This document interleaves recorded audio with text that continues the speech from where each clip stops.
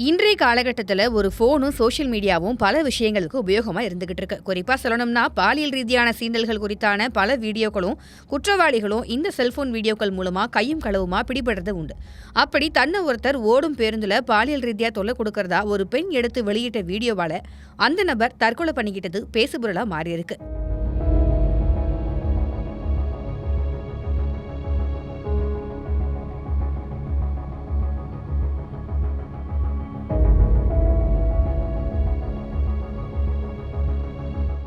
கேரள மாநிலம் கோழிக்கோட்டில் பெண் ஒருத்தவங்க பேருந்துல பயணம் மேற்கொள்ளும் போது ஒரு வீடியோ எடுத்து தன்னுடைய சோஷியல் மீடியாவில் பதிவிட்டிருந்தாங்க. அதுல 40 வயது மதிக்கத்தக்க நபர் ஒருவர் அத்துமீறி பாலியல் சீண்டலில் ஈடுபடுறதா ஒரு குற்றச்சாட்டை முன் வச்சிருந்தாங்க. இந்த வீடியோ இணையத்துல தீயா பரவ அந்த நபருக்கு எதிராக பல எதிர்ப்பு கருத்துகள் எழ ஆரம்பிச்சதுனால மனசு உடைஞ்ச அந்த நபர் தன்னுடைய வீட்டில் தூக்கிட்டு தற்கொலை பண்ணிட்டு இருக்காரு. போலீசார் விசாரணையில அந்த நபருடைய பெயர் தீபக் அப்படிங்கிறதும் டெக்ஸ்டைல்ஸ் ஃபார்ம்ல வேலை பார்த்துட்டு வந்ததும் தெரிய வந்திருக்கு. தன்னுடைய வேலை விஷயமா கண்ணூருக்கு பேருந்துல போயிட்டு இருந்தப்போ இந்த சம்பவம் நடந்திருக்கு.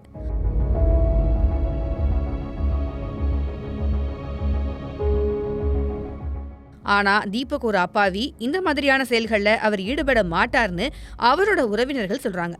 இந்த செய்தியை பதிவிட்ட பலரு இந்த பொண்ணு தான் தப்பா நினைச்சு வீடியோ எடுத்து வெளியிட்டு ஒருத்தருடைய உயிர் போறதுக்கு காரணமா அமைஞ்சிட்டதா ஒரு சிலர் கருத்துக்களை பதிவிட்டுக்கிட்டு வராங்க.